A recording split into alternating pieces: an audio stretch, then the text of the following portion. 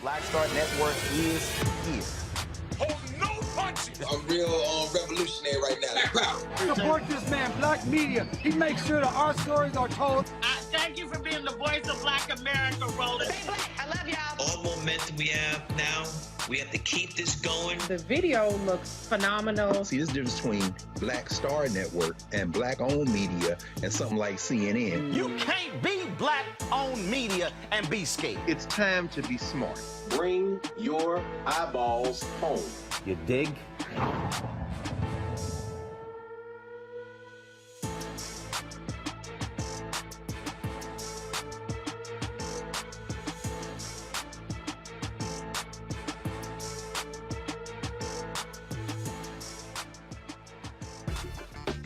Friday, August 19th, I'm Therese Garnier sitting in for Roland. Coming up today on Roland Unfiltered, streaming live on Black Star Network, we have the Department of Justice saying that Florida Republicans specifically targeted Black voters with the new voting restrictions. Now, we're going to talk to co-founder of Black Voters Matter, Cliff Albright, to find out what that means for the upcoming primary. Also, Florida's election police make their first arrest. There's going to be a police shortage hitting the U.S., and we're going to talk to the new president of the National Organization of Black Law Enforcement Executives about what needs to be done to get more good cops on our streets. Also, we're going to explore if there's a difference in ideologies of the GOP and the KKK. Also, a fourth officer connected to Breonna Taylor's death no longer has a job. And lastly, in our Education Matters segment, we'll talk about Microsoft's TechSpark initiative to expand the cybersecurity readiness program at Jackson State University. Well, guys, you know what time it is. It is time to bring the funk on Roland Martin Unfiltered, streaming live on Black Star Network. Let's go. He's got it. Whatever the biz, he's on it. Whatever it is, he's got the scoop, the fact, the find. And when it breaks, he's right on time and it's rolling. Best believe he's knowing. Putting it down from sports to news to politics. With entertainment just for kicks, he's rolling. It's on go, roll, y'all. It's Roland Martin, rolling with Roland now. He's funky, he's fresh, he's real, the best, you know he's Roland Martin now.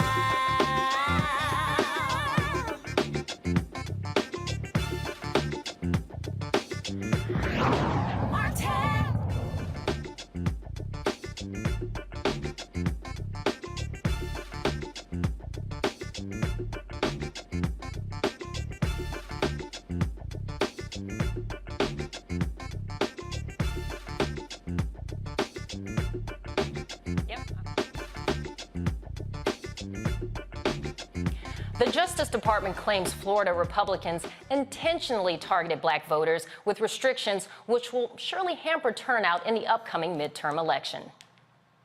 Now, Wednesday's filing stems from Florida's SB 90 law restricting the availability of absentee ballot drop boxes, regulations for third-party voter registration groups, and a ban on providing food and water to people standing in line to vote. Now, the DOJ stated to the federal appellate court that they agreed with Judge Mark Walker's ruling to block new restrictions, adding that they believe the law was enacted due to a surge of Black voter turnout in the state. Cliff Albright, co-founder of Black Voters Matter, joins me from Atlanta. Cliff. Hi, how are you? I'm doing well. How are you? Great, thanks for having me. Yes, thank you for joining us. So tell me, what's your thoughts on this lawsuit? Yeah, I mean, our thoughts on this lawsuit have been pretty clear, especially since we're one of the litigants, one of the plaintiffs and not just this case, but a couple of cases against DeSantis in the state of Florida. But yeah, we definitely agree with what the Department of Justice is arguing in their supportive brief. We're thankful to see the Department of Justice once again weighing in on this. Of course, the department has actually filed lawsuits in a couple of other states, including in Georgia. But we're glad to see that in this situation where they're not necessarily filing, but filing a supportive brief, that they agree with our position. And if they agree with the original court position, we got to keep in mind that the original court that heard this case, not only did they say that what DeSantis and the state of Florida had tried to do was unconstitutional, they said it was so egregious that it had targeted black voters so much that they actually they ruled that the state of Florida be banned from being able to pass, basically that they get waived into the same pre-clearance type arrangement that used to exist under Section 5 of the Voting Rights Act. They said that for 10 years before Florida can do anything like this, that they would have to have, such efforts be reviewed and pre-cleared. That's how egregious that the original court said that it was. So we're glad to see that the Department of Justice is taking sides with that, which is no small thing because, as we all know, the Department of Justice is usually very hesitant to weigh in on cases unless they've got some very clear evidence and they feel that there's a strong case of discrimination. And how inhumane is that to limit people from being able to drink water or eat food when you're standing in a long line in Florida where temperatures can get very high and humidity as well? So, I mean, just that in itself seems very inhumane. Now, I want to go to our panelists and also get their take on what's going on. Joining me right now, I have Michael Imhotep. He's the host of the African History Network show. We also have Matt Manning, a civil rights attorney, and we also have Dr. Nyambi Carter from Howard University's Department of Political Science. Thank you all for joining us today. And so I wanted to get your thoughts as well on this lawsuit, and then I'm also going to talk about some arrests that were made, but we'll get to that next after you answer what your thoughts are on this lawsuit. Who's that question for? Whoever wants to go first. I would just say, this was certainly necessary, given that the inhumanity of the treatment of black voters in the state of Florida. I mean, that's ultimately what this is about. And even the provisions about food and water is about access to the ballot box. If people didn't have to wait for hours in heat and other kinds of terrible conditions, they wouldn't need to pack a lunch and bring water. And that's also about making this process as difficult, as cumbersome, as uncomfortable as possible to dissuade people from participating in the electoral process. So, this lawsuit is probably going to be one of many, quite frankly, that we're going to see in Florida, but in also other states around the country that are trying to model themselves after Georgia and other places that are going after black voters with everything they have. And do you see there potentially being any pushback? From those who were pushing to make it difficult for people to vote? Oh, absolutely. Never underestimate white supremacy to continue with all the tenacity it has. And look, they will change the rules. We see them do all kinds of things to prevent black voters from being involved, and in particular from changing the makeup of state houses, of the gubernatorial offices and other things. This is not small stakes here. And that's why I think we will see sort of other kinds of morphing into other kinds of attempts to harm black voters. Now, what examples can you give of other instances where people may try to enact different things to discourage people from going to vote? So, you remember maybe about 10 years ago in Pennsylvania, for example, they didn't change a law, but what they did is erected billboards about election fraud. And in particular, in communities with high concentrations of black voters and other minorities, which was an attempt to harm people. In North Carolina, right, we saw regular citizens challenging other citizens' right to vote, because in that state, you actually could do that and potentially have someone's voting record stricken, right? So people might not know, for example, that they have been taken off the rolls because there was a challenge to their participation. We've also seen, I mean, in Tennessee, right? Look at what happened to Nashville and the way they carved up Nashville to effectively prevent Black voters in that region from participating. So there's both sort of the legal apparatus of reapportionment, right, that we do through gerrymandering, but there's also these sort of other non-legal things that people do to make the process difficult for people to participate in, because intimidation is always available and usually always free. Now let's go over to Matt Manning, civil rights attorney. Kind of explain to us how individual civil rights are being impeded on with these new rulings that they were trying to make, and why this lawsuit's so important. First off, good evening to everyone, and thank you for having me. Look, the simple thing is, in 2022, particularly with the advent of technology, it should be considerably easier to vote now than it ever has been, and we shouldn't be implementing things like, not allowing people to have water and food in the lines. What it comes down to is, I live and practice in Texas, and Texas did the same thing, where they tried to cut down the number of ballot drop boxes in Harris County, which is where Houston sits, down to something like 1 when you have 4 million people who live in that county alone.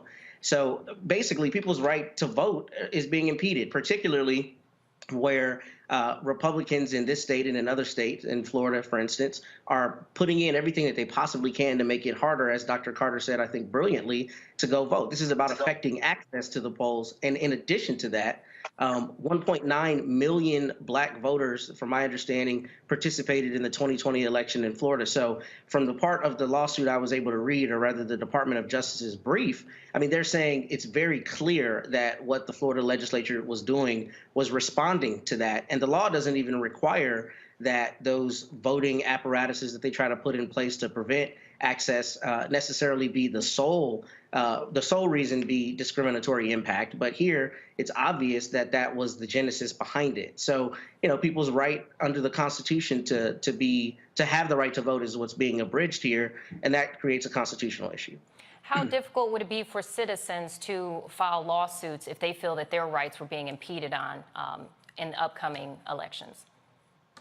To be honest with you, that's probably a better question for Cliff, just because I'm not as well versed in the individual person's right. But I will say I'm glad that Black Voters Matter and League of Women Voters, which for your viewers is important to know, one of the seminal Florida voting cases as it relates to state voting issues in Florida is another League of Women Voters case. So I think citizens getting together with other citizens through organizations like Black Voters Matter are particularly important, because it shows that it's not a one-off. It shows that y'all are attacking all of us, and we're standing together to not allow that to happen. So in terms of the actual mechanism, I'm not positive. But in terms of the group mechanism, as we see here with Black Voters Matter being one of the plaintiffs, I think it's important that there's that galvanization to show that there are many people standing together. Cliff, would you like to add anything? Yeah, I'm glad you asked the question, because that's actually, the crux of the reason why the Voting Rights Act was so important, and why Section 5 and Section 2 of the Voting Rights Act is so important, because what we know is this: it is difficult for individuals, when individually wrong, to then have to bring a case saying that they took away my right to vote, they wouldn't let me register, et cetera, right? That's how come having that pre-clearance to preempt states from even passing such discriminatory laws is so important, because it's a hard burden for individuals to take that up. It's a hard burden for organizations like ours to take that up. It takes time, it takes resources, it takes money, it takes legal support.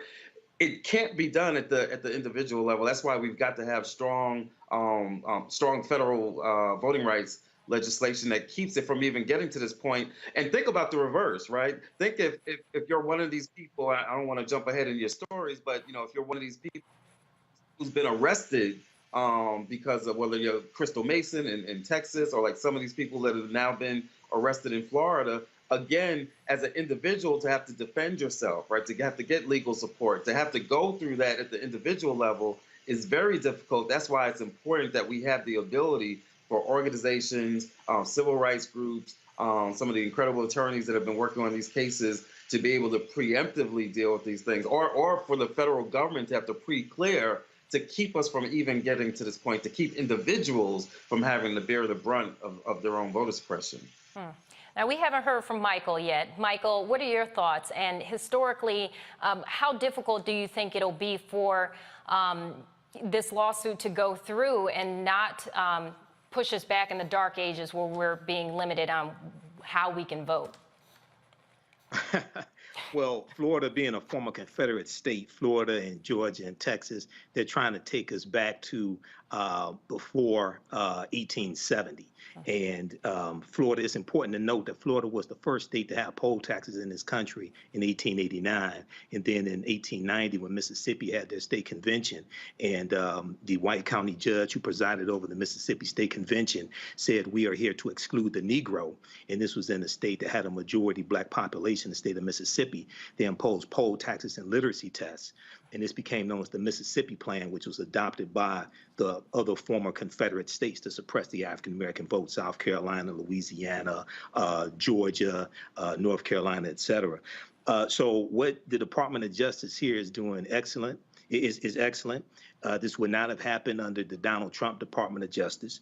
And this is in the tradition of why the Department of Justice was created in 1870 during Reconstruction. They were created largely to protect the new rights of African Americans, protect African American elected officials who were being attacked by the Ku Klux Klan and the White League and things like this, protect white Republicans who many of them were allies of African Americans, and to crack down on the Ku Klux Klan and protect voting rights as well, especially after the 15th Amendment of 1870. So this is in the tradition of why the Department of Justice was created. So once again, we would not have a Merrick Garland, we would not have a Kristen Clark as a assistant of the Civil Rights Division, Assistant Attorney General of the Civil Rights Division, if African Americans did not go out and vote. And we have a lot of this to owe to Black Lives Matter, Cliff Albright, Latasha Brown, Stacey Abrams, and others. 16.9 million African Americans voted, 49 million white people, 9.7 million Latinos to put Joe Biden and Kamala Harris in the White House. So this is an example of how elections have consequences. Well, thank you all. I'm going to come back with another question. I just want to preface it with the arrests that were made. So I'm going to go to that story, and then we're going to come back to you guys.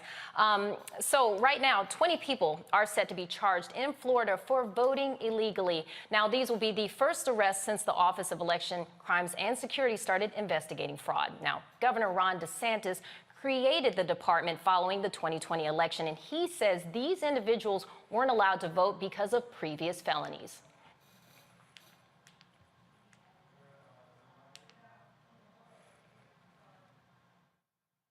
The state of Florida has charged and is in the process of arresting 20 individuals across the state for voter fraud.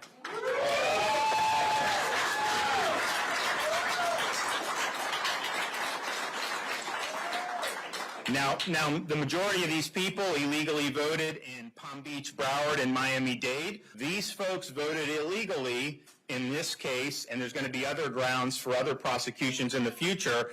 They are disqualified from voting because they've been convicted of either murder or sexual assault, and they do not have the right to vote.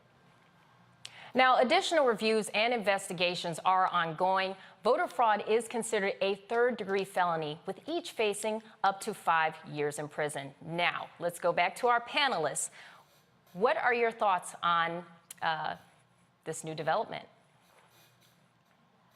Well, this is to be expected from Ron DeSantis, and Florida needs to be desanitized. And this is what I warned people about Ron DeSantis when he ran against Andrew Gillum. And Andrew Gillum was correct when they had the debate. And Andrew Gillum said, I'm not calling Mr. DeSantis a racist. I'm saying the racists believe Mr. DeSantis is a racist. So these are the tactics that they try. Now, if we go back a couple of years ago, we remember the effort to restore the voting rights to ex-felons, to returning citizens in Florida. And Roland covered this a lot here on the show. It passed overwhelmingly They needed, I think, 66% of the voters to pass it. It passed overwhelmingly. Then the Republican-dominated state legislature, the white supremacists, the white nationalist party, what they did was they instituted an additional stipulation that you had to pay all your fees and all your restitution, things like this, before you could vote.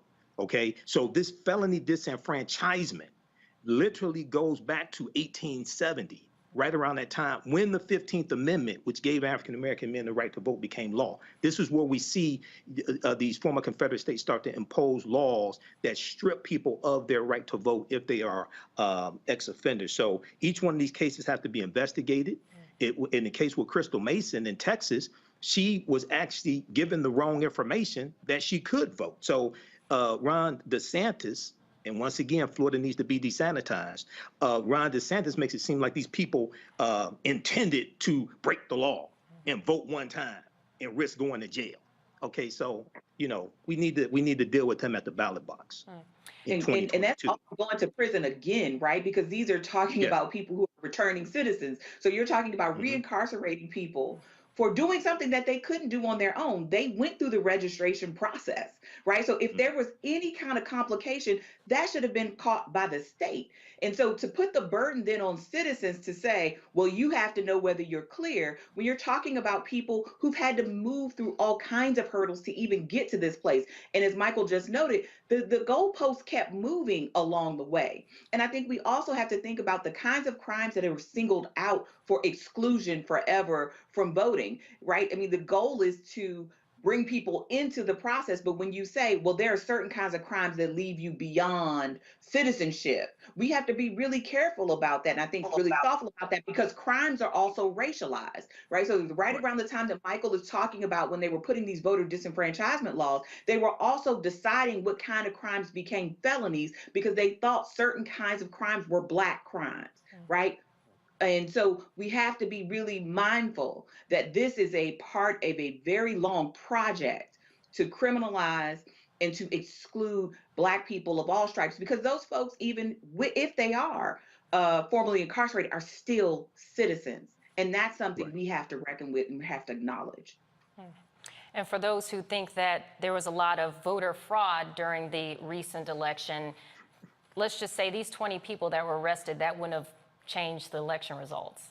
Absolutely not. It's a statistical nothing. And can I just say, Doc is exactly right and Michael's exactly right. And we have to be very clear. This was the purpose of DeSantis creating this so-called election police force, right? The whole purpose was twofold. One, to go after folks like these first 20, because we got to keep in mind, not only do you have this situation where you have folks who aren't quite clear about which crimes were included and what the process is, even when they, as Michael said, even when they went back and they made the process of getting your rights restored for those who have been formerly incarcerated, when they made it more difficult, what they also did was create a situation where they're not even helping people to even know what those fines and fees are.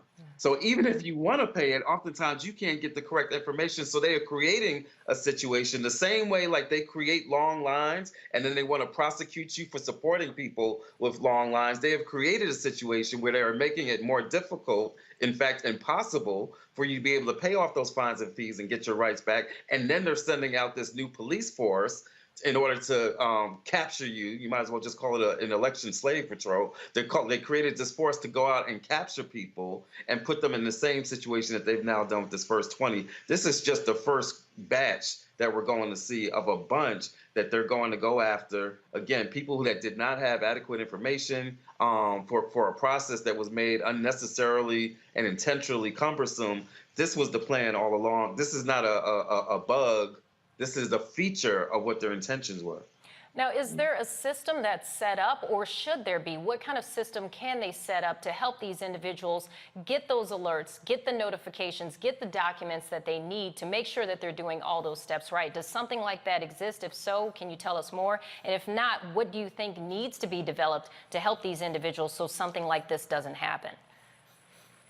Is that for me? Well, yeah, I mean, that exists. It exists in other states, right? What it should be is that you shouldn't have to jump through those hoops, right? It should be automatic that you once you do your time, even to the extent that you even think that those rights should have been taken away at all, right? Which is debatable in and of itself, right? But if you're going to say that it was, then when you complete your time, then you get those rights back, and that you don't have to jump through these hoops and do the paperwork or know exactly what a fine and fee is. That's the way that it could be and should be, and that's the way that it actually exists in a couple of states.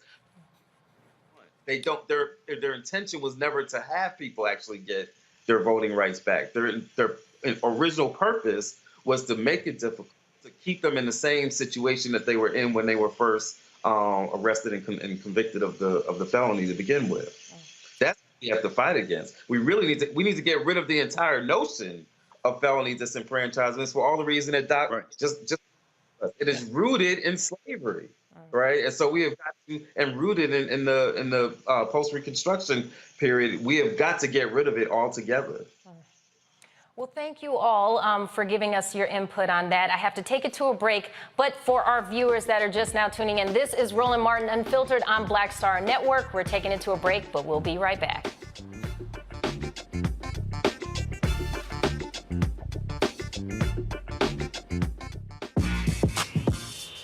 When we invest in ourselves, our glow, our vision, our vibe, we all shine. Together, we are black beyond measure. Hatred on the streets, a horrific scene, a white nationalist rally that descended into deadly violence. White people are losing their damn minds. As an angry pro-Trump mob storms the U.S. Capitol, we've seen shooting. We're about to see the rise of what I call white minority resistance. We have seen white folks in this country who simply cannot tolerate black folks voting. I think what we're seeing is the inevitable result of violent denial. This is part of American history. Every time that people of color have made progress, whether real or symbolic, there has been what Carol Anderson at Emory University calls white rage as a backlash. This is the rise of the Proud Boys and the Boogaloo Boys. America, there's going to be more of this. Here's all the Proud Boys, guys. This country is getting increasingly racist in its behaviors and its attitudes because of the fear of white people. The fear that they're taking our jobs, they're taking our resources, they're taking our women. This is white fear.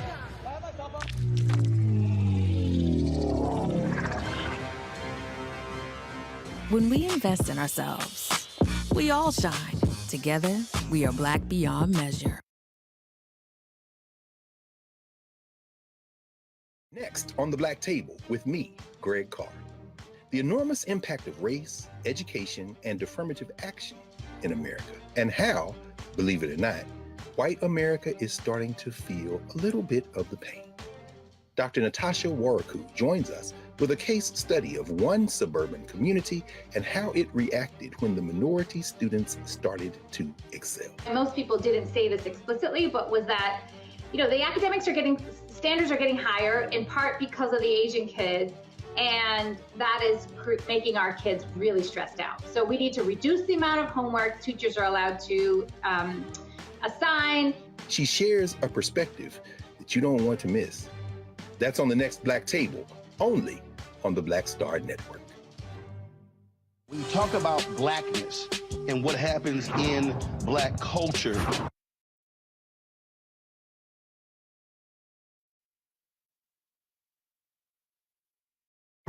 we're about covering these things that matter to us, speaking to our issues and concerns. This is a genuine people-powered movement. There's a lot of stuff that we're not getting. You get it, and you spread the word. We wish to plead our own cause. Too long have others spoken for us. We cannot tell our own story if we can't pay for it. This is about covering us. Invest in black-owned media. Your dollars matter. We don't have to keep asking them to cover our stuff. So please support us in what we do, folks. We want to hit 2,000 people, $50 this month, raise $100,000. We're behind 100,000, so we want to hit that. Y'all money makes this possible. Checks and money orders go to P.O. Box 57196, Washington, D.C. 20037-0196. The Cash App is $RM Unfiltered. PayPal is R Martin Unfiltered. Venmo is RM Unfiltered. Zelle is Roland at RolandSMartin.com. This is Judge Mathis. Hi, I'm Teresa Griffin. Hi, my name is LaToya Luckett, and you're watching Roland Martin Unfiltered.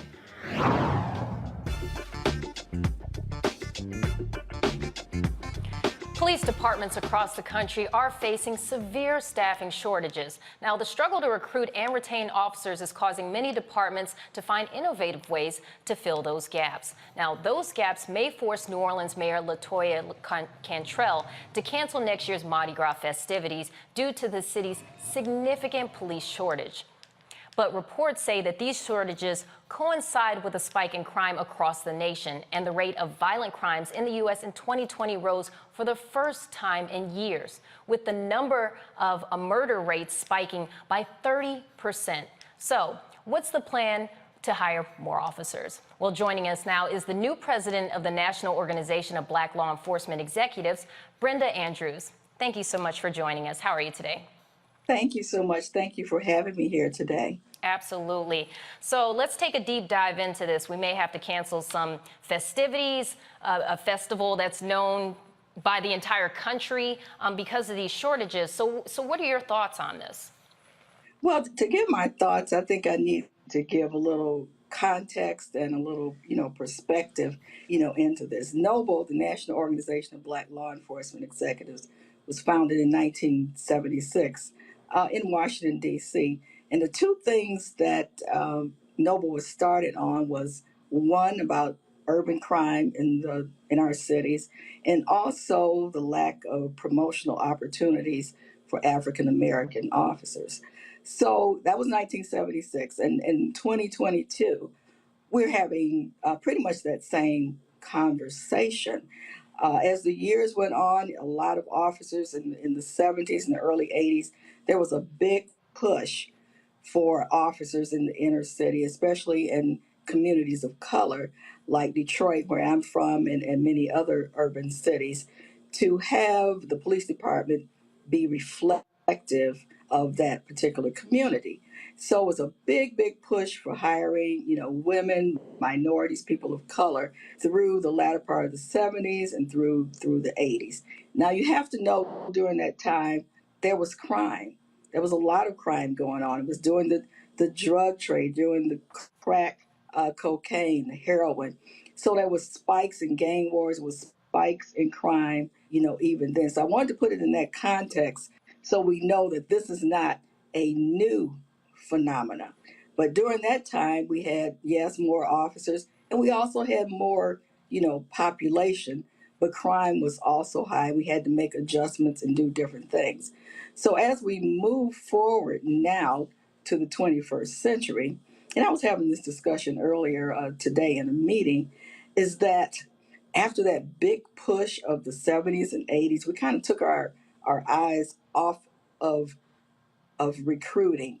Not that we didn't recruit, but we did recruit, but we probably didn't recruit with the same urgency that we have now, and it was an urgency then. So we recruited, we brought people in, but we didn't pay attention to how many people were leaving. And this was just in good times, in normal times. And I ran recruiting for the Detroit Police Department, and this was something I did. One year I had to hire 200 officers because we hadn't hired in a while.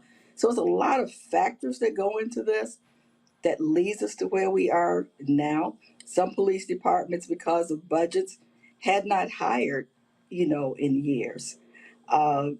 Different other things has affected that, and they maybe didn't have active recruiting campaigns. And so now when we have things that happen in our cities and cries for defunding the police, a sentiment of anti-policing, budgets, politics, polarization, when you start combining all of that, then we end up in the crisis we're in now. So I really want to kind of drive that point to say, this is not the first time that we've been here, but now we have to think of some ways on how do we dig ourselves, out of this hole. And one other point I'd like to make is that recruiting we should have been recruiting and doing things actively, all along. And one thing that I did was keep up with attrition.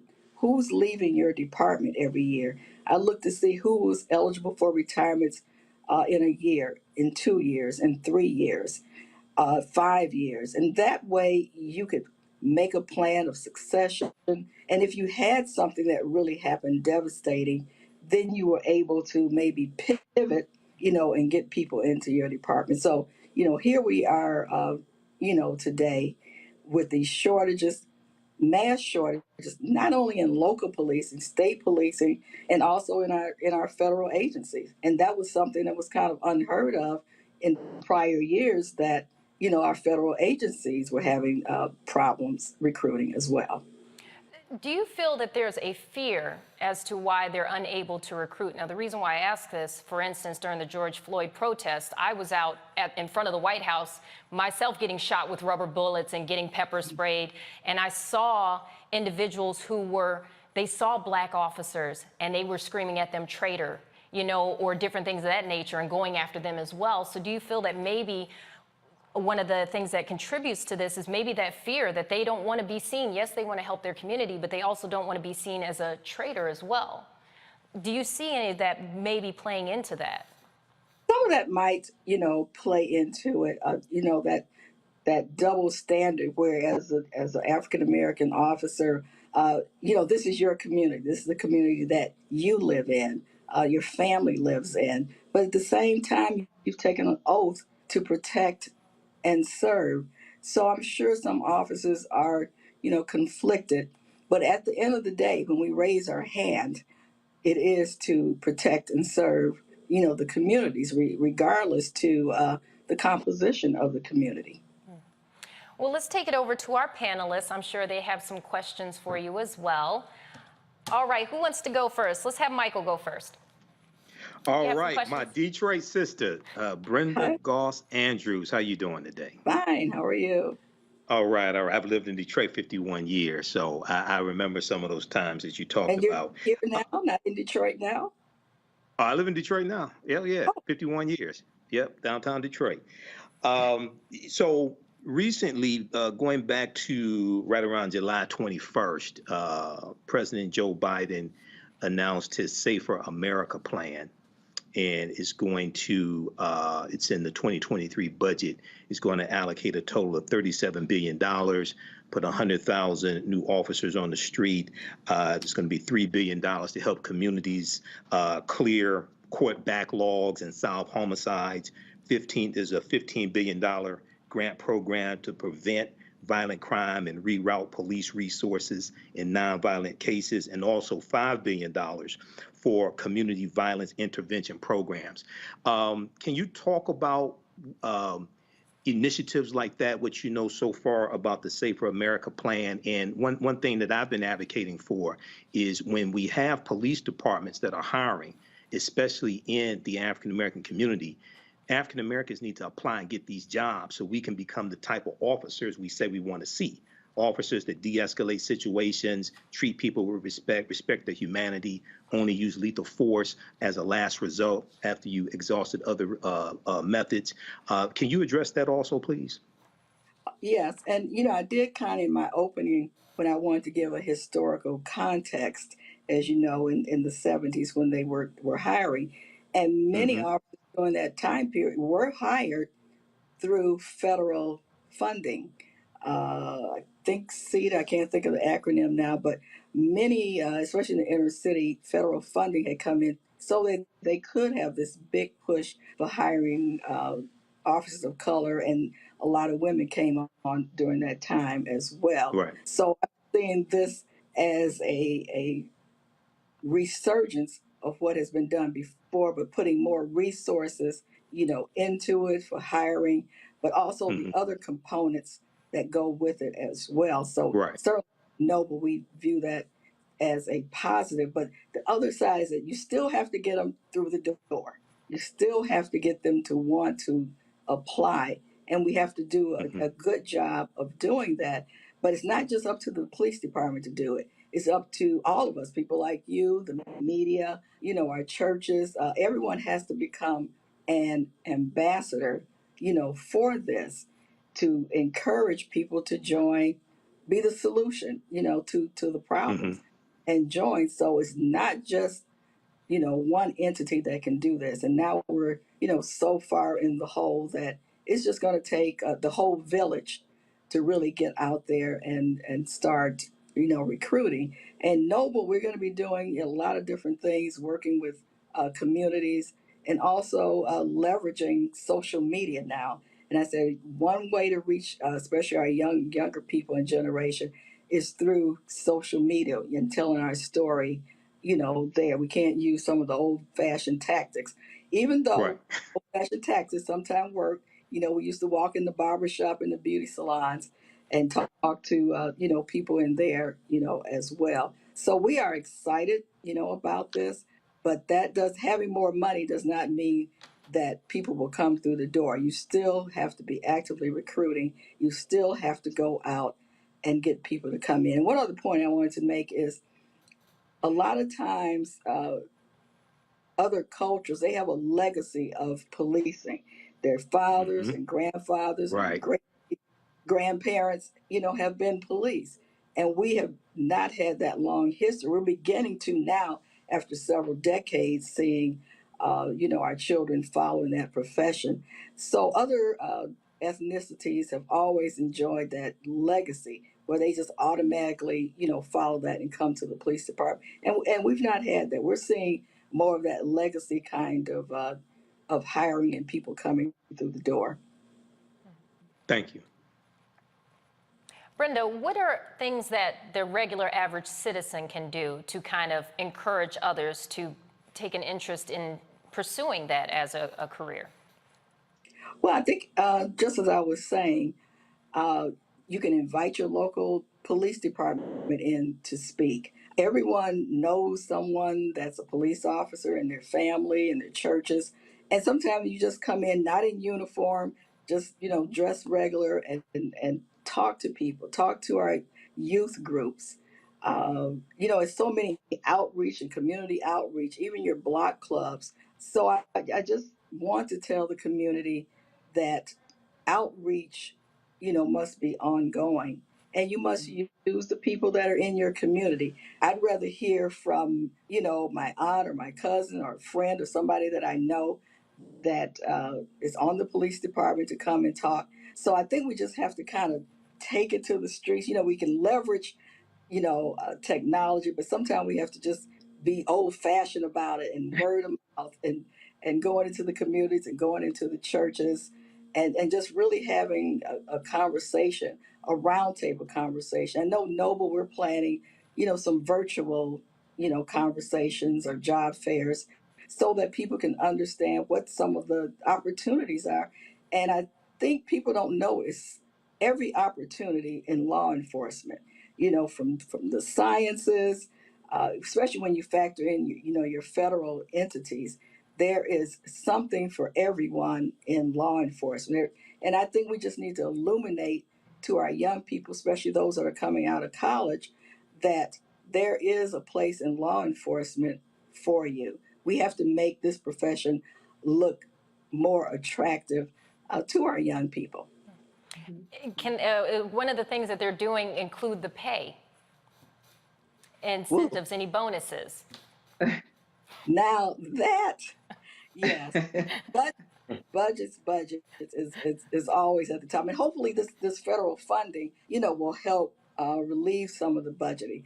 But there's not a lot, municipalities can do. It's based on a lot of times their tax base and the citizens' willingness to,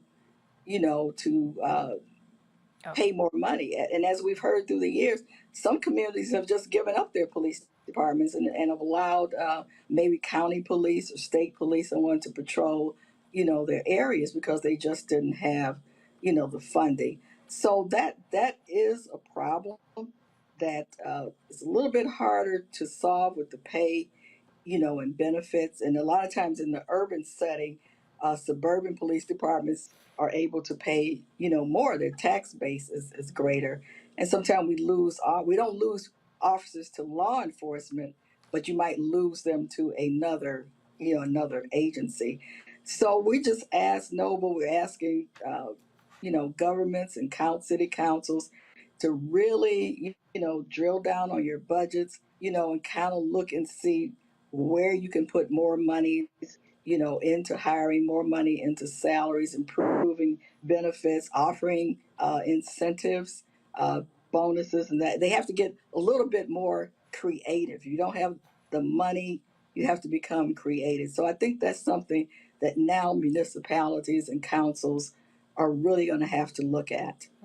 And to put that into perspective, salaries range. The lowest is 40,000, the median is 66,000, and the highest pay is 105,000. So those are kind of the ranges of police pay. Now, before we go to a break, I want to see if any of the other panelists have any questions for Ms. Andrews. I do. I want to know two things quickly. Is there any plans to extend programs like we saw or like we see at Lincoln University, where they're trying to do police academies at HBCUs to go after the kinds of young people that you're talking about? And I guess the other, it's a slightly different question, but we've seen in the wake of some of these police department resignations, the ascendance of sort of Black police chiefs or leaders in those places, and people saying, we won't work for this person, particularly if this person is a reformer or is viewed as being hostile to business as usual. And so I guess on the backside of that is do you see any of these sort of resignations as being driven by changes once we see Black and other kinds of police chiefs come to the fore and say, we need to be more responsive and thoughtful about communities and less, cracking skulls and things like that? Okay, well, to answer, I think the first question about HBCUs, Noble, has been working with, HBCUs, and we're going to do more in the next year, visiting some of our HBCU. I'm an HBCU graduate, Howard University, also. So we will expand some of the things that we're doing with Noble and our youth component to visit HBCUs and work with them a little more, closely as well. And your second question dealt with, you said police chiefs, kind of summarize that again for me, please. I guess the question is sort of, are Black police chiefs, who we saw many of them hired in the wake of George Floyd and others, being set up for failure, right? Being put in departments that are really resistant to change, and therefore finding, officers who are saying, we're just not going to work for this person any longer, or we're just going to stop work and kind of sabotage. And so I'm wondering if some of this movement out of these police forces, like we saw in New Orleans, which sort of opened, is driven by mayors like Mayor Cantrell and even police chiefs who suggest that we have to do better in our policing, and we can't use, the tactics of old, and we actually have to be serious about corruption and use of force and other things like that. Well, I think a lot of this certainly deals with, racism, sexism, it's in the country. The Band-Aid has been pulled off. Not that racism and sexism ever went away, but the Band-Aid got pulled off, to reveal these ugly wounds. So that's what we're dealing with. And that's what a lot of our police chiefs, they're walking into, those kind of communities, those kinds of sentiments. And yes, I've read some of the articles and things that have been said that it seems as though they're putting, our African American chiefs in troubled communities or in urban, settings. I think that a lot of these communities are looking for, solutions. They're looking for people that can come in and offer something to the community, something that will make a calmer, community. And I think they're saying, especially with women, and certainly the research is showing that women police and women executives bring a calmer, de-escalating effect to most situations. So I think we're seeing that, but yes, in some departments, they are still dealing with, racism. We're still dealing with sexism, and I think that's something as a country that all of us need to continue talking about and continue offering solutions, because that is the issue. That's the overarching issue, in this country. Matt, do you have any questions? Yeah, I have a very quick question, but let me first say that I'm proud to hear you're also a Howard graduate. Anytime I hear Howard, I got to show it's love. But the question for you is real quick. How do you see that there's an opportunity for policing to improve in this moment? And I ask because I know that there are also shortages of prosecutors around many places in the country. And what you see those offices doing is cracking down on what crimes they're either not going to prosecute or making themselves more efficient. So kind of following that same thought process, how do you think policing in this moment, even with fewer boots on the ground, can either be more efficient or more effective? Because recruiting efforts are not going to fix the problem necessarily in the short term, right? So what are your thoughts in respect to how policing in general can be improved in this moment with smaller police staffs, if it can?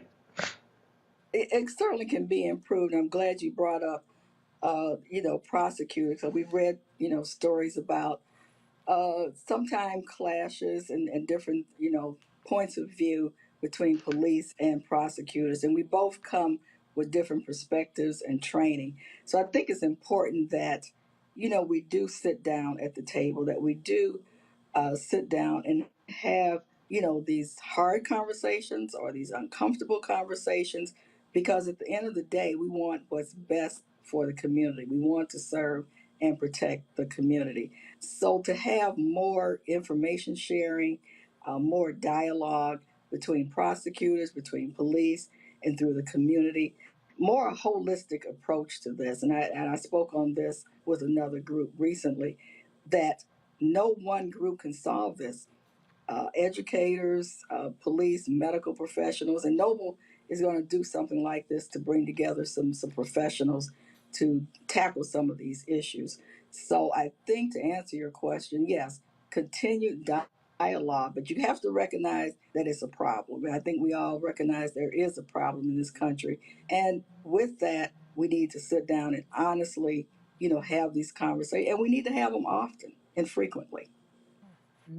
Well, you know what, Ms. Andrews, I want to thank you so much for coming on and explaining all of that to us today. We got to take it to a quick break, but just for our viewers, in case you didn't know, you are watching Roland Martin Unfiltered. We will be right back after this break. See you soon.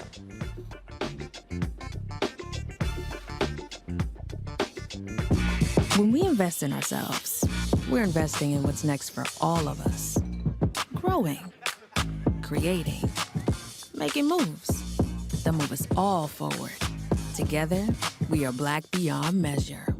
Hi, I'm Dr. Jackie Hood Martin, and I have a question for you. Ever feel as if your life is teetering and the weight and pressure of the world is consistently on your shoulders? Well, let me tell you, living a balanced life isn't easy. Join me each Tuesday on Black Star Network for A Balanced Life with Dr. Jackie.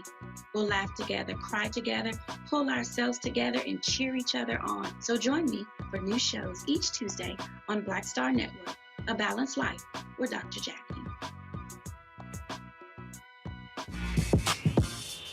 When we invest in ourselves, our glow, our vision, our vibe, we all shine. Together, we are Black beyond measure. When you talk about blackness and what happens in Black culture, we're about covering these things that matter to us, speaking to our issues and concerns. This is a genuine people-powered movement. There's a lot of stuff that we're not getting. You get it, and you spread the word. We wish to plead our own cause. Too long have others spoken for us. We cannot tell our own story if we can't pay for it. This is about covering us. Invest in Black-owned media. Your dollars matter. We don't have to keep asking them to cover our stuff. So please support us in what we do, folks. We want to hit 2,000 people, $50 this month, raise $100,000. We're behind $100,000, so we want to hit that. Y'all money makes this possible. Checks and money orders go to P.O. Box 57196, Washington, D.C. 20037-0196. The Cash App is $RM Unfiltered. PayPal is R Martin Unfiltered. Venmo is RM Unfiltered. Zelle is Roland@RolandSMartin.com. Hey, I'm Antonique Smith. Hello, everyone. It's Kiara Sheard. Hey, I'm Taj. I'm Coco. And I'm Lily. And we're SWV. What's up, y'all? It's Ryan Destiny, and you're watching Roland Martin Unfiltered.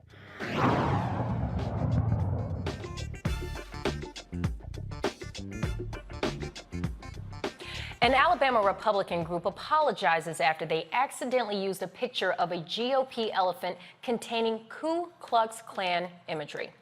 Now, the Lawrence County Republican Party posted an image on its Facebook page of the GOP elephant with the white spaces between the animal's legs drawn to resemble a hooded Klansman.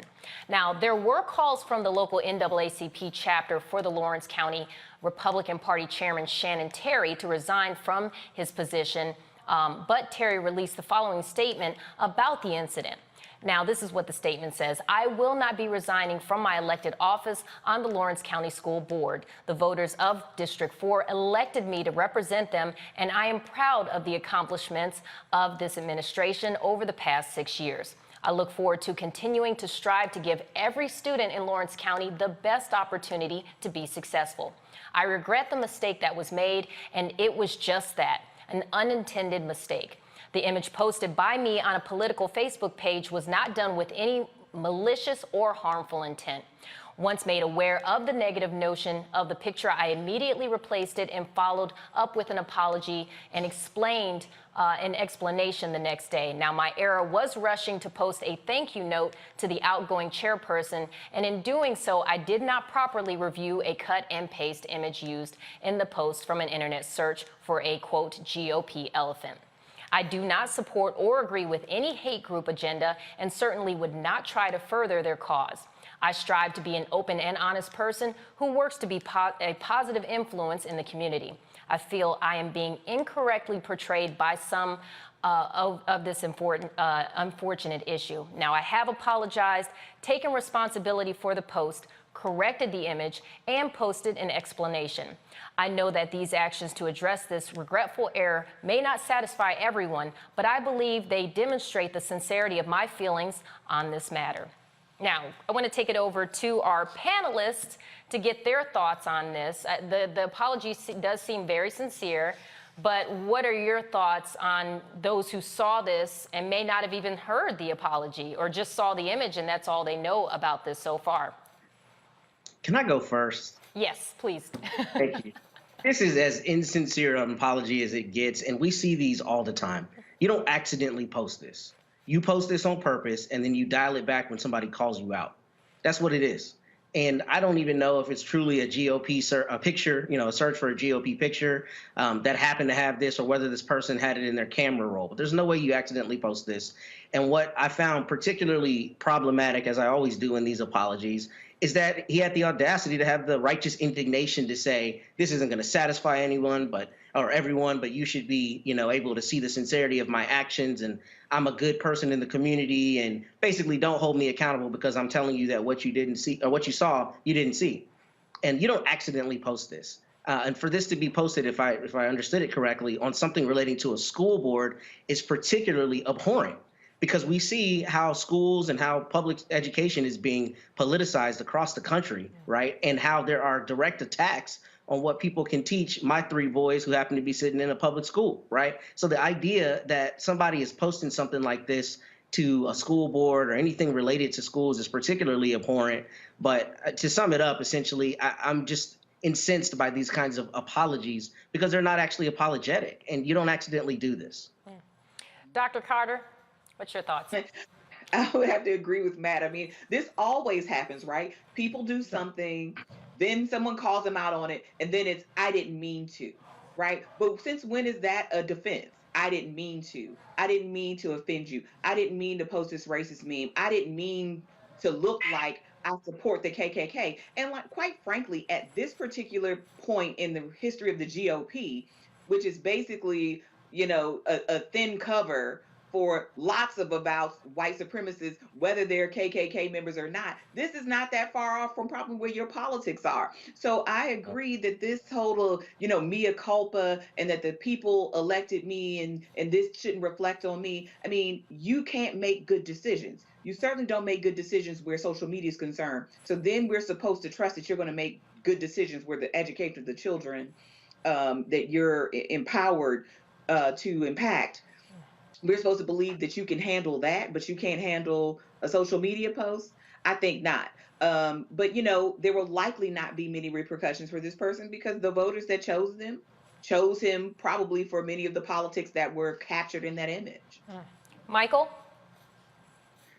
Yeah, looking at this story, so I see that the elephant was created really for Mother Jones' story, dealing with hate crimes and hatred and things like this. But it's like, okay, so are you so desensitized to the Ku Klux Klan you didn't realize there was 3 Klans heads inside the elephant? So this causes me to ask some other questions here. Sometimes we see those images on social media and they say, well, if you think this way, you'll see a woman in the picture. If you think this way, you'll see something else in the picture, right? But it's like the 3 Klans heads. You don't see it there. So this whole anti-critical race theory, this whole fight over school boards, banning books, things like this is going to be a hot button issue in the 2022 midterm elections. Okay. And once again, this is an example of why it's so important who we have elected in local office, because of the decisions that they make, and especially being in control over education. So we'll see how this plays out. But I don't understand why you didn't see the 3 Klansmen there, unless you're not afraid of Klansmen. Well, we know who all would be afraid of Klansmen. And then the fact that, Dr. Carter, you pointed it out, how can we trust that you leave our kids' education in your hands when you can't even look at a simple photo and that you posted online? You're in a leadership position, so you have to be cognizant of imagery and things that you write and so forth. But I do feel that a lot of individuals like to push the envelope and see, oh, let me see what I can do and see how much I can get away with. And like you said, when someone says something, they go, oh, I'm sorry, I didn't mean to. So yeah, this is a very, very interesting topic. But to segue into our next story involving the KKK, the GOP says that they are not racist, but do they really listen to what they say? Because it's really not far from what the KKK sees of the world. Take a look. Anti-racist is a whole weird ideology that, quite frankly, tries to make white people second-class citizens. White Americans are being treated as second-class citizens. There are now 2 standards of justice. The dual system of justice. They care more about the illegal immigrants at the border than they do the American people. They're giving out handouts to them. Our country just don't care about us Americans. It's all about a handout to all the illegal immigrants. The foreign-born population is now growing by 132,000 people every month. The non-whites are reproducing rapidly. If we continue on this trajectory, eventually there will be no more native-born Americans. Our people literally are an endangered species. Our people are having few children. We've got to start protecting our race. If you're white, you have to go to the back of the line, discriminating against white people. There is racial discrimination going on right now in this country against massive numbers of white Americans. How precisely is diversity our strength? So how is diversity our strength? Well, there you have it. Let's go to our panel, because I can't wait to hear what you guys have to say about that. Let's start off with Michael. Yeah, I saw that video. I watched it on Twitter today. I watched it 3 times. It was hilarious. So this is the fear that Donald Trump tapped into in 2015 and 2016. The fear of the browning of America. The fear that by the year 2043, white people will no longer be the majority population in this country. And not all white people have a problem with this, but the ones that voted for Donald Trump do. The 74 million people that voted for Donald Trump, the close to 74 million white people, or however many white people it was, they have a problem with this. And when we look at the 2020 census, that was the first census since 1790 where the U.S. population of white people dropped below 60%. So there is a real fear in this country, and the backlash, the political violence that we saw inflicted upon the U.S. Capitol January 6, 2021 is reminiscent of the political violence that we saw during Reconstruction to help bring about an end to Reconstruction. And racism was weaponized in the hands of Donald Trump because he targeted 4 cities for recounts. He targeted Detroit, where I am, and I live about 4 minutes away from the TCF Center where they were counting the votes. He targeted Detroit, Atlanta, Philadelphia, and Milwaukee, Wisconsin, and weaponized race and sent the domestic terrorists to the U.S. Capitol building to interrupt a constitutionally mandated process to certify the Electoral College votes. So we have to be cognizant of this. We saw things like this, similar to this during Reconstruction. This is dangerous. And this is why elections have consequences. And the white nationalist party, this is why we have to make sure Democrats maintain control of the House and the Senate, and then vote as many as you can out at the local level as well. And I'm neither Democrat nor Republican, but I'm sure as hell ain't stupid. Okay, I see what's taking place. Matt?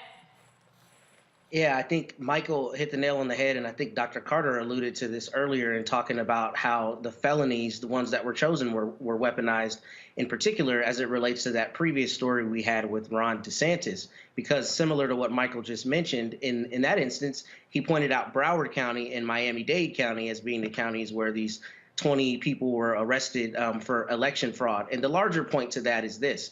This is precisely how the GOP, which has long touted itself as the party of values and, you know, the party of morals, allowed itself to be hijacked by Donald Trump. Because the reality is all these white people, suburban and otherwise, many have this sentiment, maybe not to the extent that they're willing to go on TV and talk about the browning of America, but they have that fear, right? And that fear is fomenting. And that fear is exactly why people said, oh, well, I guess I'll vote for this Donald Trump guy. And then we ended up with 4 years of absolute insanity because that party got hijacked and is still in his clutches.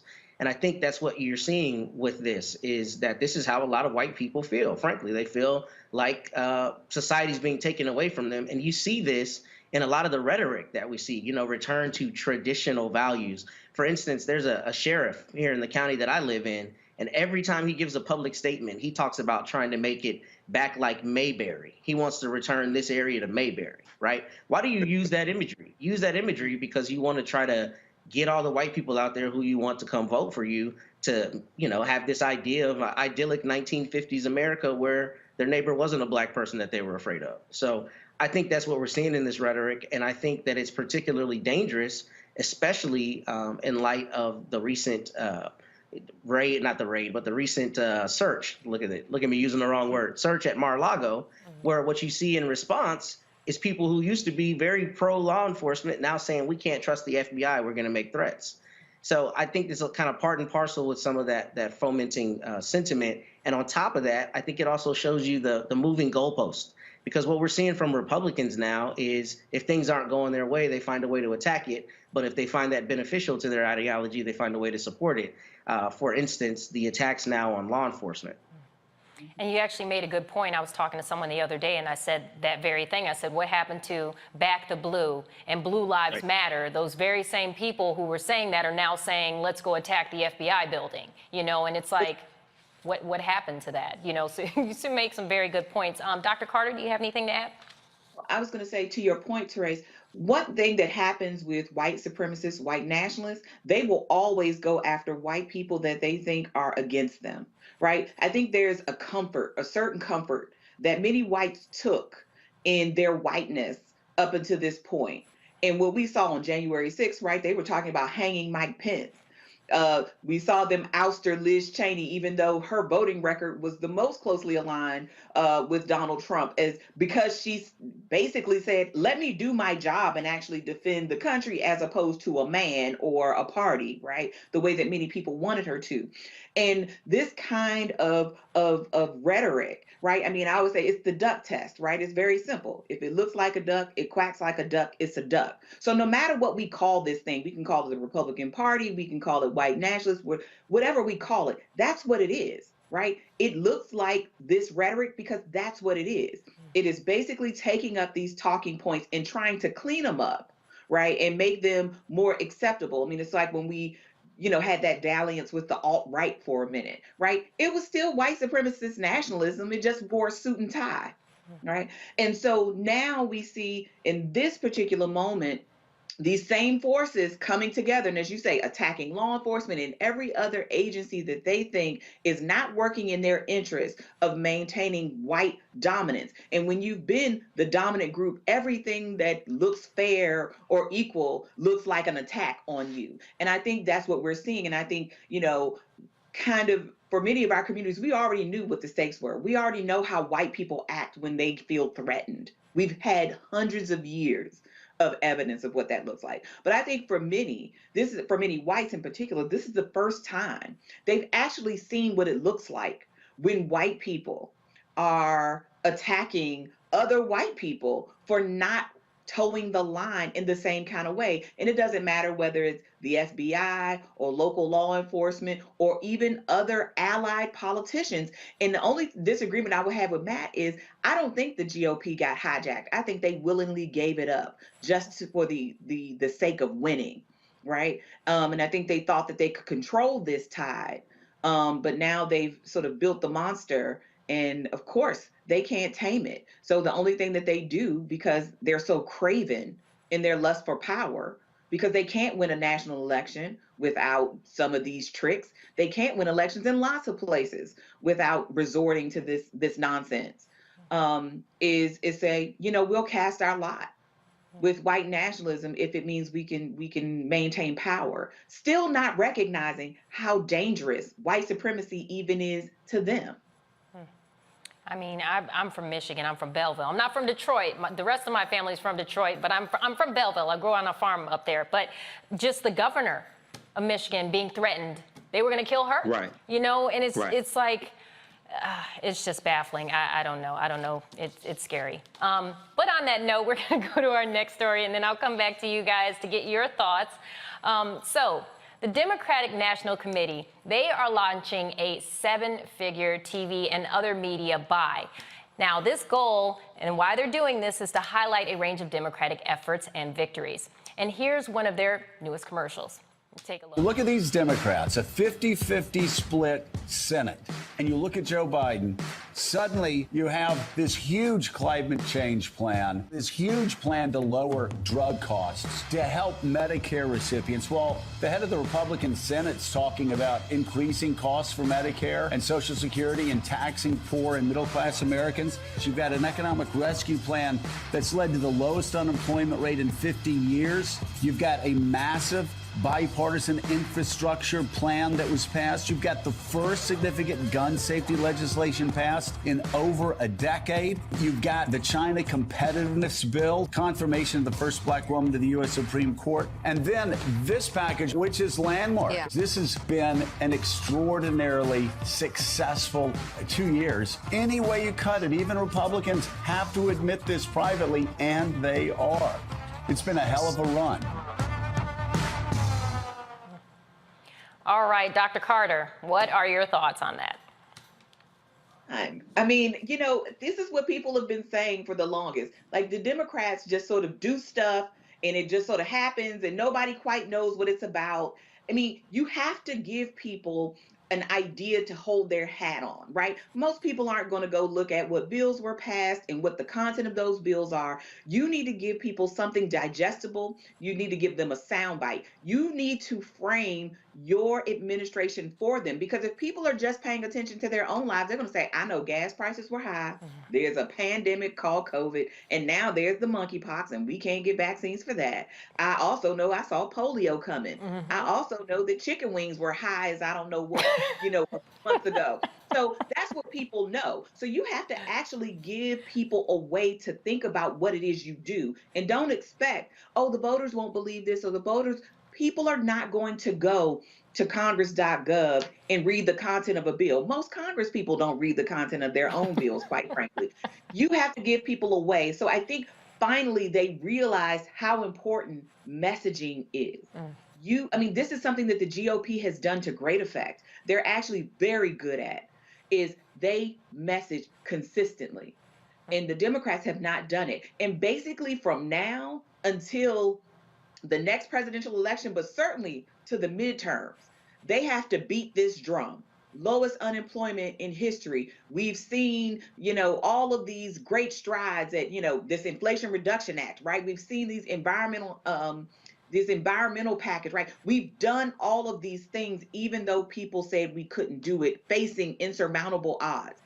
This is the drumbeat, right? Because you better know that the Republicans have their talking points already. They're going to talk about inflation. They're going to talk about taxes. They're going to talk about the fact that, CRT. They're going to talk about the fact that this coronavirus doesn't seem to be dissipating and all the things.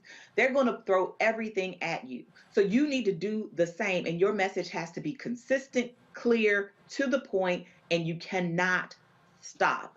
I mean, like, it has to be basically all the time, that anybody who is likely to vote for you can say chapter and verse what it is that you've done. Even if they don't really know what it is and don't really understand it, they have to be able to say, well, Joe Biden has overseen the lowest unemployment in the last 50 years. They have to be able to say that. Do they need to know what the employment rate is? No. They just need to know that there's something there that they can hang their hat on. And I think, it's about time that the Democrats got their head in the game. Well, it also offers hope for those who feel, over the last 2-3 years, there's been a lot of despair and negativity. And so when they put out these messages showing what they are doing, it puts out hope. Like, okay, maybe they didn't like them before, but they're like, okay, I can see that they're making these changes. So that makes me hopeful that there's going to be a brighter future. So I think that's also the importance of the messaging. Matt, what are your thoughts? Sentiments as I have this entire spot, because I think she's spot on. And only thing I would add to that is a couple of things. First, I mean, when you're looking at a political commercial, political ad, we know people don't have long attention spans. And I think one of the best uses of that time is just delineating literally every good thing that you've done. It's funny that Roland's not here today because he talks about it almost every week, right? The issues that Democrats have had with messaging, I think Dr. Carter was exactly right. I think the GOP is way better than the Democrats at messaging. Not only have they been very consistent with their messaging, they find a way to bully the Democrats' messaging by talking louder over them and just always moving the ball on what the conversation's about. And I don't think you get to do that against an ad like this because it's just a clear showing of the receipts. It shows everything that they've done in the last 2 years and how impactful those things are. And I think that's incredibly important. And I think her idea that this needs to be incessant is 100% right. Because as we know, leading up to the next elections, people are going to need to be reminded of this, because what do we hear in the 24-hour news cycle? We hear way more about Trump and the GOP than we hear about the Democrats. A lot of times with the Democrats, it's responsive. It's not a proactive thing. And I think this is a good way to try to curb that tide. But I think this has to be the tip of the iceberg, and the rest of the iceberg has to be consistent messaging just like this, where they're continuing to feed to voters all the good things that have happened in the last 2 years under Biden's administration. Valid point. Michael. Well, first of all, the really ironic thing about this is it's Joe Scarborough of MSNBC, a former Republican congressman. He's the one who was saying this. That was the person talking. I saw it on MSNBC when they ran it the first time. It's fantastic. It's absolutely correct. This is what I've been saying before on this show, on Faraji Muhammad's show, The Culture, on my show, the African History Network show. 3 weeks ago when I was on Reverend Al Sharpton's radio show, he had me on as his co-host for 2 hours. This is what I've been breaking down. This is why it's important for people to go to whitehouse.gov and look at this stuff, because the information is there. Now, Democrats have a problem with messaging, and they're really starting to message more now. I've been seeing commercials. There have been super PACs taking out ads, touting the Inflation Reduction Act as well. And they need to spend money with Black-owned media, Roland Martin Unfiltered, Rio, et cetera. They need to make sure they spend money. Take out these ads. They're gonna spend millions of dollars. Planned Parenthood is spending money for the midterm elections, et cetera. They need to make sure they spend this money in Black-owned media, and we have to put our foot up their collective behinds to make sure they do this as well. But Joe Biden, after Labor Day, he's going to go on a victory tour to tout the successes that they've had, the $1.9 trillion American Rescue Plan, the infrastructure bill. And just very quickly, Ron Klain, White House Chief of Staff, he was interviewed by Politico. He said, we now have a presidency where the president has delivered the largest economic recovery plan since Roosevelt, the largest infrastructure plan since Eisenhower, the most judges confirmed since Kennedy, the second largest healthcare bill since Johnson, President Lyndon Baines Johnson, and the largest climate change bill in history. This is all in less than 2 years with a 50-50 Senate. With a 50-50 Senate. This is why Democrats have to expand their lead in the House and expand their lead in the Senate and get the George Floyd Justice and Policing Act pushed through, get the John Lewis Voting Rights Act pushed through, and some other bills as well. But this is what you have to do, is messaging and mobilization for these 2022 midterm elections. You all make some very valid points. We're going to have to take it to a break. For those just now tuning in, or you've been here the whole time, but I'm going to tell you anyways, this is Roland Martin Unfiltered. We'll be right back right here on Black Star Network.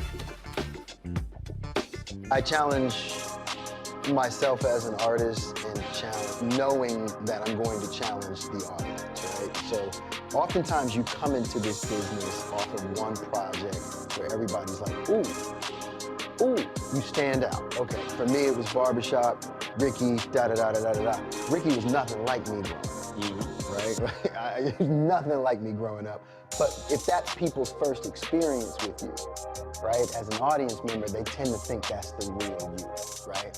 So, you know, for me, after that, I got a whole bunch of offers to play roles just like Ricky, right? This Tupac-esque type of thug, right? And I just said no over and over again. And then you keep trying to do other things. Then I went through a series of romantic movies and romantic leads, and you know, I always try to bring some sort of gravitas to those roles. And then it was like, okay, well, but before I get into all of that, let me hit y'all with, you know, For Color Girls, and, you know, step outside of the realm of, you know, what you expect of me to do as an audience member in terms of being this romantic lead and everything. Because I didn't get into this business to be the romantic lead, you know, that dude. Like, I didn't get into this business. You can get locked in. You can totally get locked in.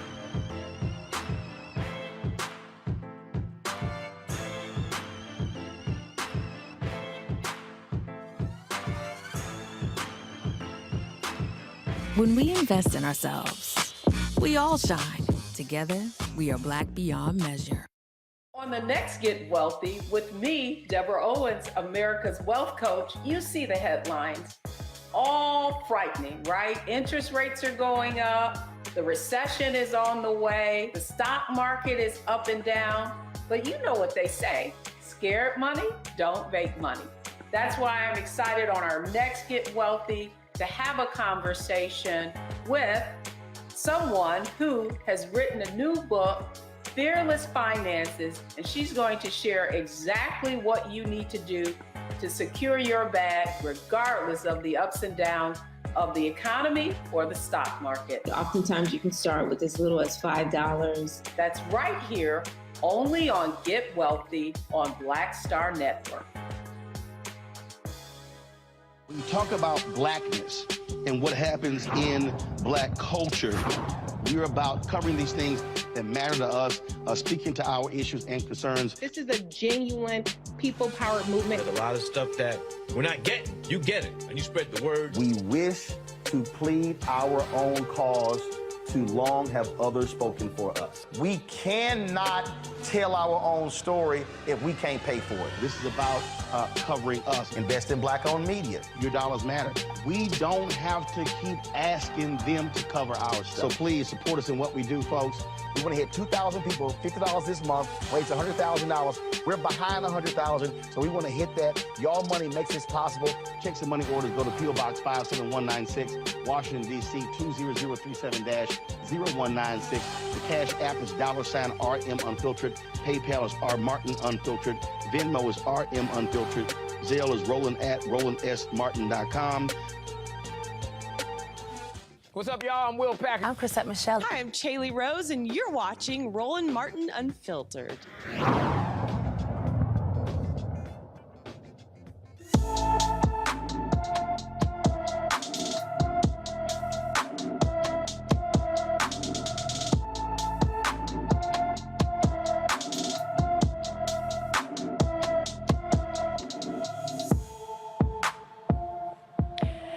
DeJanae Lumbus has been missing from Aurora, Colorado since August 10th. Now, the 15-year-old is 5'2", weighs 180 pounds with brown hair and hazel eyes. Now, anyone with any information about DeJanae Lumbus, please call the Aurora, Colorado Police Department at 303-627-3100. Again, that's 303-627-3100.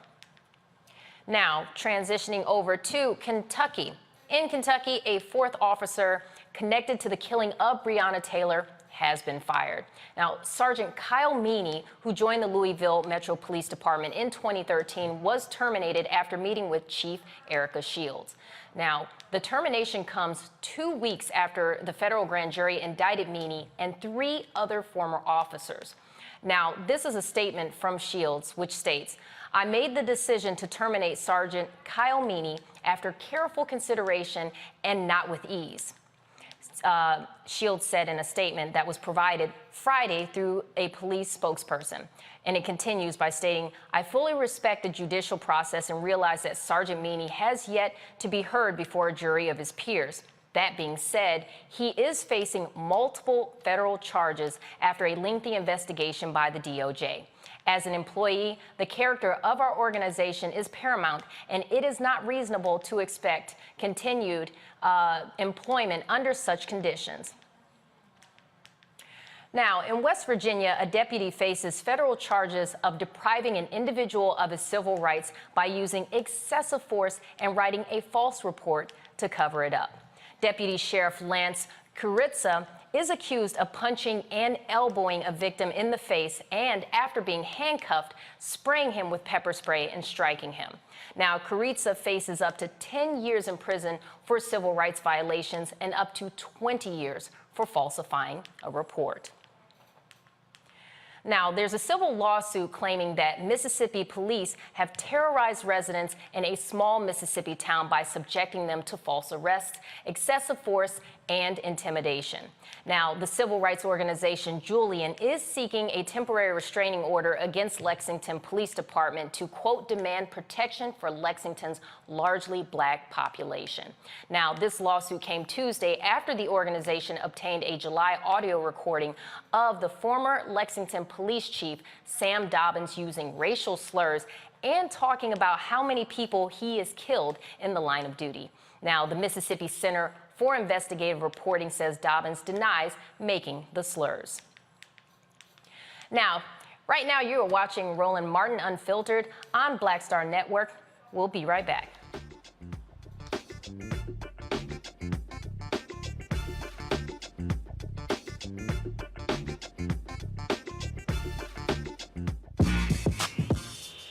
When we invest in ourselves, our glow, our vision, our vibe, we all shine. Together, we are black beyond measure. Hatred on the streets, a horrific scene, a white nationalist rally that descended into deadly violence. White people are losing their damn minds. As an angry pro-Trump mob storms the U.S. Capitol, we've seen We're about to see the rise of what I call white minority resistance. We have seen white folks in this country who simply cannot tolerate black folks voting. I think what we're seeing is the inevitable result of violent denial. This is part of American history. Every time that people of color have made progress, whether real or symbolic, there has been what Carol Anderson at Emory University calls white rage as a backlash. This is the rise of the Proud Boys and the Boogaloo Boys. America, there's going to be more of this. Here's all the Proud Boys, guys. This country is getting increasingly racist in its behaviors and its attitudes because of the fear of white people. The fear that they're taking our jobs, they're taking our resources, they're taking our women. This is white fear.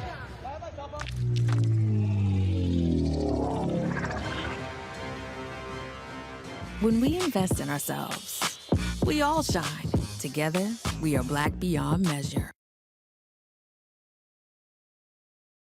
Hi, I'm BB Winans. Hi, I'm Kim Burrell. Hi, I'm Carl Payne. Hey, everybody, this is Sherry Shepherd. You're watching Roland Martin Unfiltered, and while he's doing Unfiltered, I'm practicing the wobble.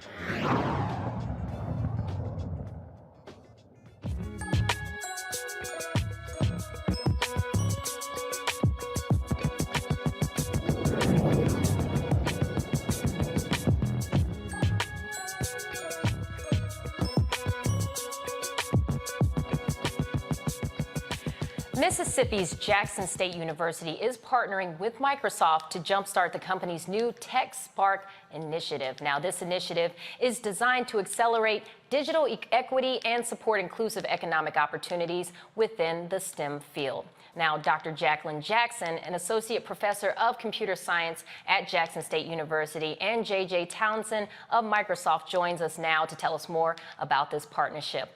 Well, thank you for joining us. How are you doing today? Good, thank you. Excellent, excellent. All right, so tell us a little bit more about this new initiative. Yeah, well, Microsoft, go ahead, which one? JJ, go on ahead. Well, last year we announced the Microsoft TechSpark expansion to Jackson, Mississippi, and so I get to lead that. And like you mentioned, it's intended to support with employment, support with entrepreneurship, expanding computer science education, and also enabling access to digital skills learning opportunities. And so, this partnership with Jackson State University is one of our first. It's one that we're all really excited about, and Dr. Jackson's been great about, leading the effort for cybersecurity at Jackson State University. And so I'll definitely let her share a little bit more about the specifics of the program. But yeah, we're excited to be here in Jackson and supporting Jackson State University. All right, Dr. Jackson. Well, we're very excited to be joining with Microsoft on this opportunity. Our relationship began through a volunteer effort to reach out to our public high schools to teach them computer science. And from that, the conversation continued about where we wanted to go next. And one of the areas that we wanted to continue investing in was in cybersecurity. So when JJ and his team approached us with this opportunity, we were very excited to be able to provide our students with access to additional tools and resources, as well as an opportunity for them to become engaged in cybersecurity. Sounds like such a unique opportunity. Let's go ahead and bring our panel in and see if they have some questions for you, Dr. Jackson, as well as for you, Mr. Townsend. So who wants to go first? We'll have Matt go first. Do you have any questions about this program? I do. Good evening to y'all. Thanks for joining us. My question is basically, how do students get into the program, number one? Number two, is it a pipeline program for all 4 years, or is it, students can join anytime in that 4 years? And particularly, what is kind of the emphasis on the back end in terms of helping those students who are particularly interested in cybersecurity have jobs in the cybersecurity field, whether with Microsoft or other firms? Well, right now it's open to any student who's interested. So we started working over the summer by sending out some announcements through class recruiting, asking for students who were interested in cybersecurity to come and join us. We also began working with a group of freshmen over the summer, and we are teaching a security awareness class in the fall. So we hope to continue to spread the message of this particular field and how important it is. So what we did was to set a target goal of 100. So we're going to be recruiting 25 students per year for the next 4 years. And what we will be doing is providing them with some educational opportunities to kind of introduce them to cybersecurity, get them trained, and then we're going to assist them in obtaining an internship through one of our established partners. I just wanted to comment on that internship. I know growing up, my family never expressed anything about internships because majority of them didn't go to college. So it's very important to take on these types of internships, and the fact that you guys are not only having them, but navigating these students in that route, like, hey, this is something that you should take advantage of, is such an excellent opportunity. Dr. Carter, do you have any questions? Yeah, so on the internship piece, I think that's really important because I know a lot of students are being funneled into unpaid internships. Lots of things don't pay. So having the possibility to earn funding while also learning is super important. So what is is there any support while they're in school? Are there any sort of competitive scholarships that are attached to this? Is there any kind of in-school funding during the academic year that's attached to this program? Sounds really exciting, by the way, so congratulations. Thank you. And with the generous gift of Microsoft, students will be funded So we do have funds to provide to our students as they are navigating through the program. The internships that we have through our external partners are funded as well. And we also have a set of faculty members who have ongoing research programs in cybersecurity that are funded as well. So we realize that students oftentimes need assistance with navigating college, and so we try very hard to make sure that our experience come with some level of funding. Absolutely. Yeah. And I just add, I mean, one of the things we've been talking about, just how do we continue to expand the program? I mean, we just announced this and we just got started. So we're excited to support with whether it's job fairs, supporting with interview skills, other job readiness, in-school support that the CSET department hope to take on through the program. So we're just getting started, and you're going to definitely hear more about this expanded partnership. JJ, are there other schools that this is going to be expanding to as well? Well, we haven't, in terms of Mississippi, we haven't met directly with other schools, but, you know, clearly we have, you know, Tougaloo is another school that's, you know, close proximity that we're hoping to engage with soon. We have a few others that are in the region that we want to support. But last year, the company had a cybersecurity skills initiative to address the cybersecurity shortage. That specific initiative mostly focused on community colleges. We saw that as one of a great asset that we have that could, you know, support with the shortage that we have. Probably familiar with the 700,000 open cybersecurity jobs that's out there. And what that means is, you know, we have that opens the country up to cyber attacks, ransomware. You know, we have issues with our supply chain when we don't have people to fill these cybersecurity jobs. So it's a huge problem that, you know, we're hoping to address with these types of initiatives. Now, I was reading up on this, and they say you train these students with real-life scenarios. Can you explain that a little bit? Yeah, so in computer science, we often talk about toy problems, right? So these are things that we kind of make up. But we see now that it's more important to give students realistic experiences. So I know we offered a industrial cybersecurity class last semester, and so Walmart actually came in and presented a scenario, and students actually worked toward that scenario. So our goal is to provide students with as close to as real as possible, because when they enter the workforce, we want them to be able to go in running on day one. So a lot of our partners are asking how they can assist us, and that's one thing that we mentioned, that we want to bring real life experiences into our classroom. So some of them have stepped up to actually help us to craft problems that our students will be working on during the academic year. That's pretty impressive. Michael, I haven't heard from you yet. Yeah, well, this is a great program. Question that I had, when I was in middle school, I was in a pre-engineering program here in Detroit Public Schools. So students who are looking at going into this program maybe next summer, what are some of the classes that they should take right now to prepare them to be more successful in this program and eventually go into cybersecurity? I think any program that kind of introduces them to the field, as well as some basic programming. And the great thing about cybersecurity is that you don't necessarily have to come in with a background. So I think you just have to come in with a willingness to learn something new. I think that if a student possesses an ability to think critically, they have analytical reasoning skills, and they're just curious, then they are a perfect fit for cybersecurity. What are a couple of those computer languages that you would recommend that they take classes in? I think right now I'm hearing a lot of the schools are using Python. I know that when we worked with our high schools last year, that was the language that they were using. Some of the schools also use Java as well. We here at Jackson State program in C++. So there are a variety of different programming languages. I wouldn't necessarily focus on a programming language, but focus on the skill set, building the ability to break down a problem and to analyze it and to come up with solutions. Teaching them how to code in a particular language is not as difficult as it sounds, as long as they have that ability to think through a problem critically.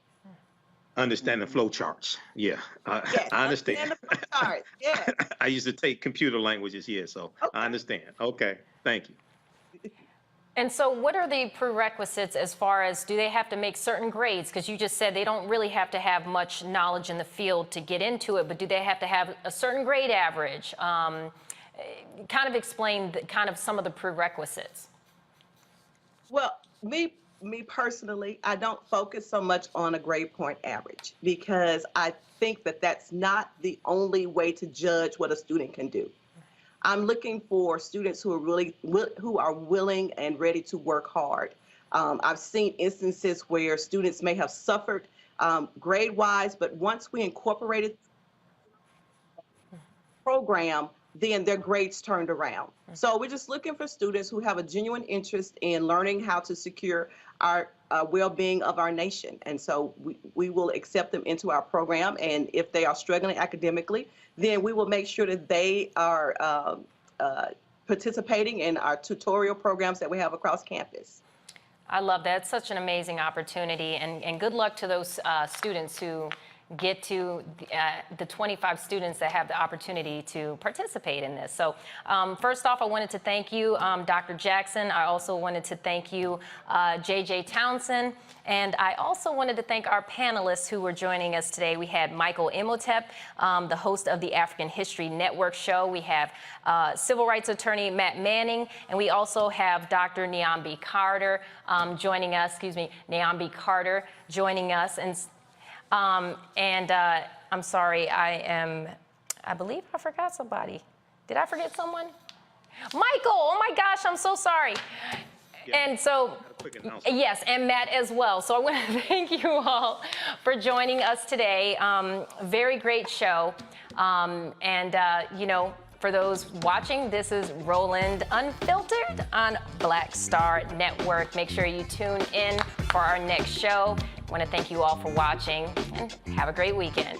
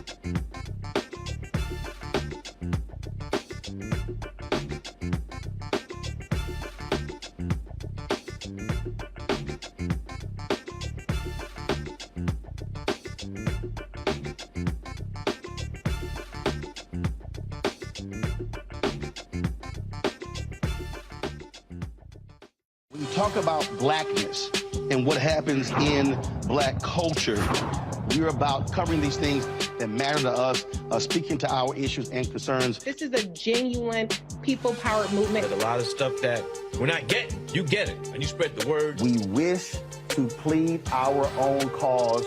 Too long have others spoken for us. We cannot tell our own story if we can't pay for it. This is about covering us. Invest in black-owned media. Your dollars matter. We don't have to keep asking them to cover our stuff. So please support us in what we do, folks. We want to hit 2,000 people, $50 this month, raise $100,000. We're behind 100,000, so we want to hit that. Your money makes this possible. Checks and money orders go to P.O. Box 57196, Washington, D.C. 20037-0196. The Cash App is $RM Unfiltered. PayPal is R Martin Unfiltered. Venmo is RM Unfiltered. Zelle is Roland@RolandSMartin.com.